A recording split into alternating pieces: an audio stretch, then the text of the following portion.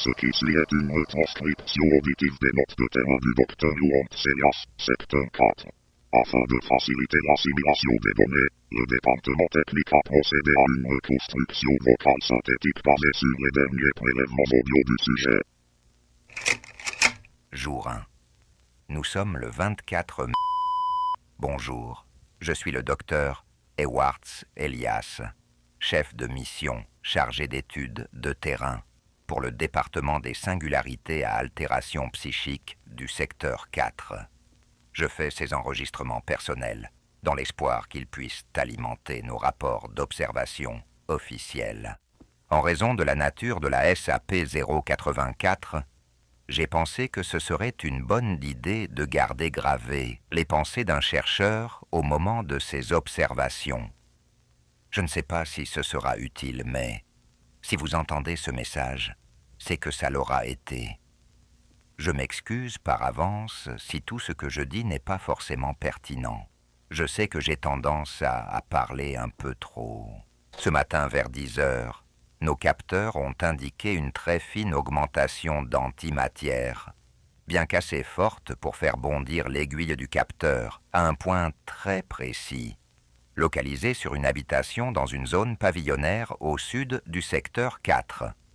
Les agents de la brigade d'intervention en civil nous ont confirmé que rien ne semblait anormal, mais c'est précisément sa méthodologie.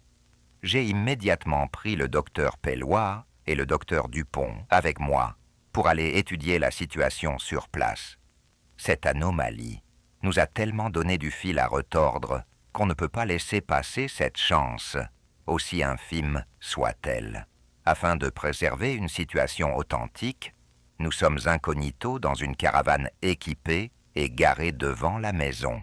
C'est plutôt confortable même si je crois que notre bon monsieur Pellois a oublié de prendre sa douche ce matin. Je plaisante, bien sûr. Il ne reste plus qu'à attendre que la BIRS installe les caméras dans la maison et j'espère vraiment que cette fois, ce sera la bonne. Terminé. Jour 2. Les registres indiquent une famille de 4 personnes. Un couple marié, monsieur Robert et madame Agathe, et leurs 2 enfants. Un petit garçon de 12 ans, Julien, et une petite fille de 6 ans, Rose. Notre méthodologie pour contourner les altérations de l'anomalie est simple. Dès que nous comptons 5 personnes, quelles qu'elles soient, c'est que l'intrus est présent. Une règle à laquelle il nous est interdit de déroger.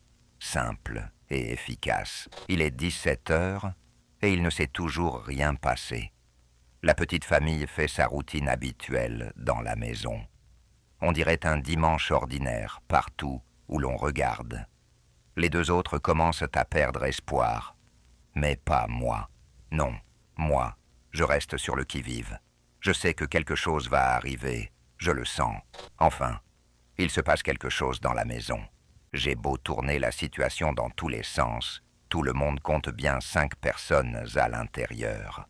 Il faut absolument qu'on regarde l'enregistrement vidéo pour déterminer à quelle heure le dernier est apparu, où et comment. Après analyse des images, il semblerait que personne ne soit rentré dans la maison. J'ai envoyé les vidéosurveillances au centre pour qu'ils les analysent, mais ça m'étonnerait que cela mène à quelque chose. En plus de ça, il est fort probable qu'on se soit trompé. Il y a bien 5 personnes, mais elles sont bien toutes de la même famille. Ma théorie est qu'un oncle ou un cousin est simplement venu leur rendre visite. J'espère que ça va s'accélérer un peu parce que j'en ai assez des ascenseurs émotionnels. Jour 3. Il y a quelque chose qui tourne pas rond dans cette maison. Non pas qu'il y ait une anomalie, mais plutôt un manque cruel de conception logique au sein de la famille. J'ai l'impression que tout a été aménagé pour une vie à 4 alors qu'ils sont 5. Pellois pense pareil. Selon lui, nous sommes probablement face à un cas de maltraitance et de négligence. Cette situation me rappelle étrangement mes jeunes années, lors de mes premières études de terrain sur la SAP 023. Mon chef de mission de l'époque, une sacrée tête brûlée. Il avait eu l'impertinence, malgré les protocoles de l'ORS, d'entrer en interaction directe avec les sujets pour comprendre l'origine du silence. Ça avait mal tourné, bien sûr. Comment il s'appelait déjà? Bref, peu importe. L'ORS n'aime pas les noms de toute façon. Elle préfère les matricules. Tout ça pour dire que l'on finit toujours par projeter nos propres schémas mentaux sur des situations banales. Cela dit, ici, les parents ont très clairement du mépris pour l'un de leurs enfants, bien qu'ils ne le montrent pas de façon expressive. Tenez, par exemple, il n'y a que 2 lits pour 3 enfants. Peut-être que c'est le petit Julien qui est délaissé. Dans les familles comme ça, l'attention est souvent détournée de l'aîné pour se concentrer vers les plus fragiles. Mais quand même, là, c'est plutôt extrême. 4 chaises, 2 chambres pour les 3 enfants. Cela dit, Julien a sa propre chambre et sa propre chaise à la table. Attendez, mais si Julien a sa chaise, ça veut dire que le compte est bon. Bon sang, je crois que la fatigue commence à me peser. Peut-être que nous faisons tout simplement fausse route. La mère est très attachée à ses enfants, mais le père a un comportement étrange. À plusieurs reprises, il lui est arrivé d'avoir un air perdu, comme s'il ne savait pas pourquoi il était là. Nous le gardons en observation. C'est peut-être lui l'intrus, après tout. Même si, pour être honnête, je commence sérieusement à penser que nous avons mis tout ça en place pour rien. Terminé. Jour 5. C'est une famille tellement banale. Il n'y a rien à dire, ici. Le soir, ils se racontent tous leur journée dans des monologues aussi interminables que stériles. Puis Agathe va border Rose, en lui racontant une histoire, tandis que Julien fait semblant d'aller dormir avant de sortir son téléphone pour jouer aux jeux vidéo. Comme toujours, le dernier gosse attend sa maman avant de regarder la télé avec papa et maman. C'est tout le temps la même chose. Il n'y a jamais aucune étincelle dans cette routine bien ficelée. Le matin, le père part le premier pour aller travailler et la mère emmène la petite dernière à l'école. Ensuite, Julien part, sac sur le dos en direction de l'arrêt de bus pour aller au collège. C'est d'une normalité si banale que ça en devient pesant. Enfin, à part ce matin, puisque Julien n'est pas allé à l'école, il est malade, cloîtré dans sa chambre. Voilà le genre d'extraordinaire découverte auquel nous faisons face. Incroyable. Nous sommes au soir du 5e jour, et la famille semble être revenue au nombre de 4. L'autre oncle ou cousin, que sais-je, avait certainement dû passer les voir pour quelques jours, j'imagine. Quoi qu'il en soit, il y a un côté rassurant à voir, que la maison est redevenue comme avant. Tout est bien plus cohérent désormais. Cela dit, Julien n'est toujours pas rentré des cours aujourd'hui. Peut-être a-t-il peur de son père. Vas-y, essaye de lever la main sur lui, Robert. Tout est filmé. Tu vas voir ce qui t'attend. Le 5e jour à 18h33, le docteur Yuant a contacté le centre de l'ORS. Voici l'enregistrement authentique de la conversation téléphonique.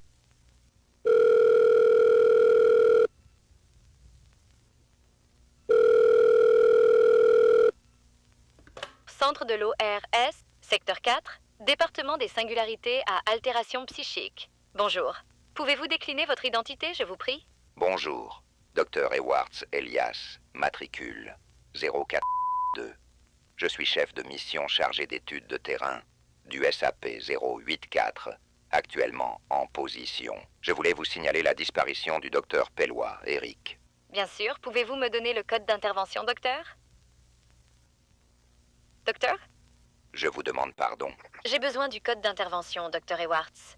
Si vous l'avez égaré et que vous souhaitez obtenir une assistance, veuillez contacter la... Ah non, c'est bon, fausse alerte.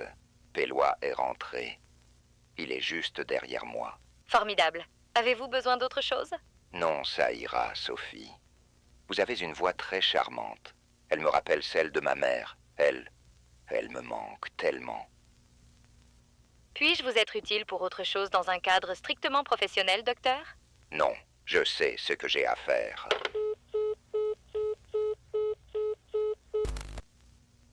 Bon, Là, il y a vraiment quelque chose qui cloche. Ils ne sont plus que 3 dans la maison. Le père a disparu et la mère est en panique. Le pire, c'est que nous-mêmes sommes incapables de dire où est-ce qu'il est allé. Agathe essaye de cacher son stress à ses 2 petits, mais elle est terrifiée. Dans la caravane, on n'en revient pas. Maintenant, c'est sûr, il y a une anomalie ici.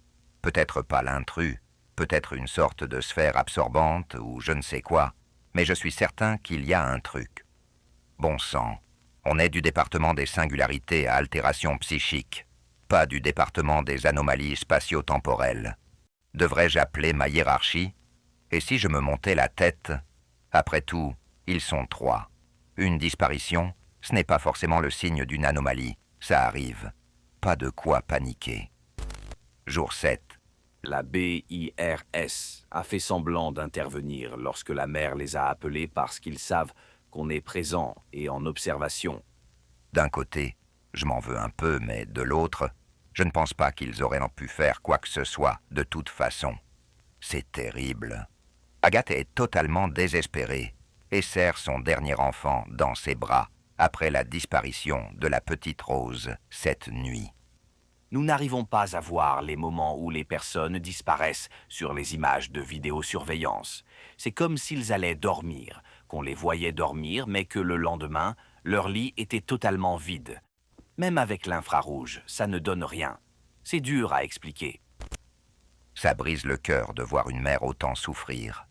Dans la caravane, ce n'est pas la joie non plus.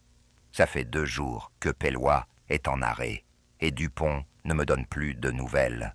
Ils ont vraiment choisi le meilleur moment pour me lâcher. Heureusement, il me reste, vous savez, mon dernier bon collègue. Lui au moins sera là quoi qu'il arrive. J'ai bien fait de le choisir en composant mon équipe.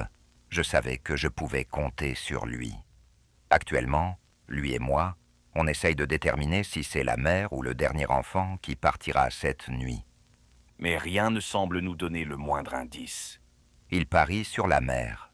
Non mais sérieusement, vous ne trouvez pas ça tordu de parier sur ce genre de choses? C'est tellement triste de voir une famille se faire détruire petit à petit. Cela dit, j'ai beau chercher, je ne vois aucune anomalie ici. Mon ami est d'accord. Les disparitions, ça arrive.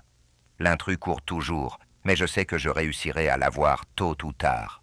Si rien ne s'est manifesté d'ici demain, nous laisserons cette pauvre mère et son enfant faire leur deuil, et nous repartirons pour le centre. Cette plaisanterie a assez duré. Terminé.